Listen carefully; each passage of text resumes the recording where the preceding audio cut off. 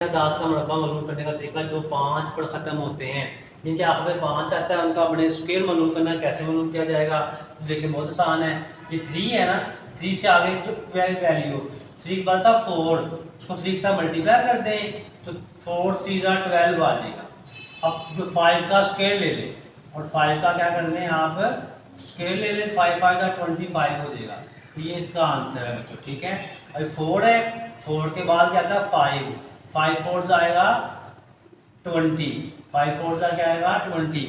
और ये जो 5 है इसका आप स्केल ले लेंगे तो ये आएगा 5 का स्केल ले 25, तो ये इसका आंसर है।